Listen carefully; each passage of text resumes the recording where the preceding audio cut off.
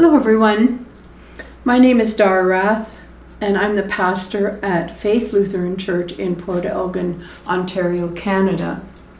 And this coming Friday is Remembrance Day, and so I thought I would read a story that is written about the Second War.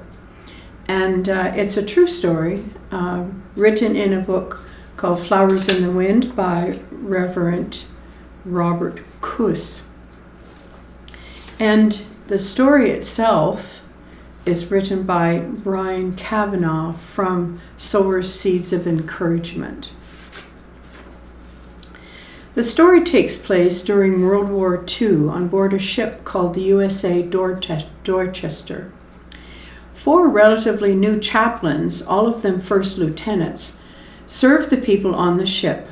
They were Reverend George L. Fox, a Methodist minister from Pennsylvania; Rabbi Alex D. Good, a Reformed Jewish rabbi from Brooklyn, New York; Reverend Clark V. Poling, a minister of the Reformed Church in America from Ohio; and Father John P. Washington, a Roman Catholic priest from Newark, New Jersey.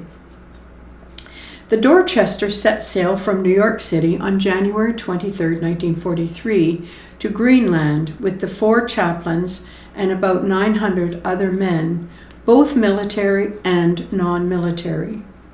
During the early morning hours of February the 3rd, 1943, a German submarine torpedoed the Dorchester off of Newfoundland in the North Atlantic.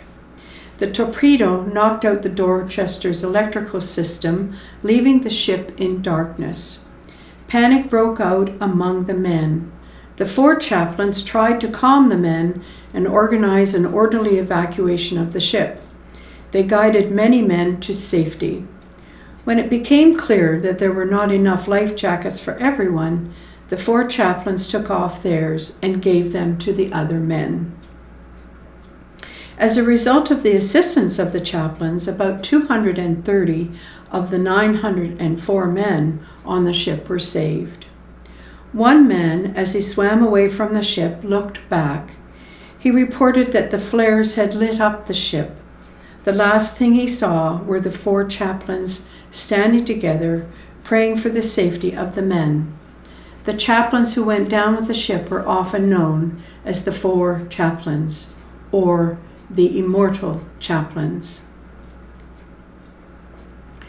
Reverend Kuss says, "Now when we hear such stories of remarkable heroism, we are justifiably inspired.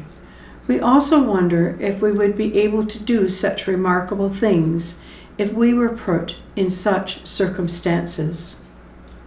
One thing we often forget, however, is people don't just suddenly have courage to cope with amazing tests. On the contrary, when we look at the lives of martyrs and those who give their lives for others, we see a certain pattern."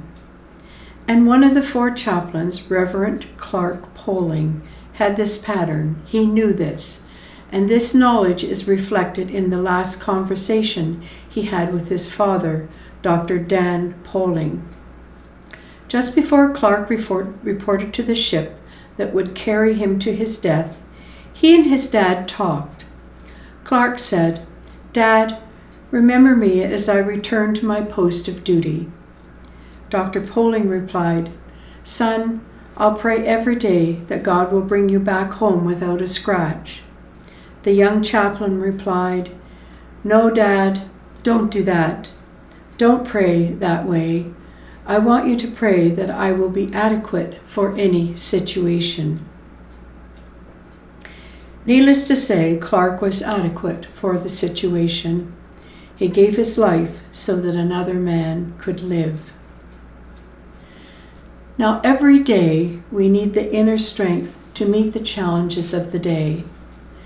Though we most likely won't be called upon to be killed for our faith or give up our lives so that others might live, we will be called upon to show kindness. We will be called upon to show compassion to those who are suffering. And we will be called upon to deal charitably with angry and disagreeable people. We will be called upon to exercise patience with others who get on our nerves.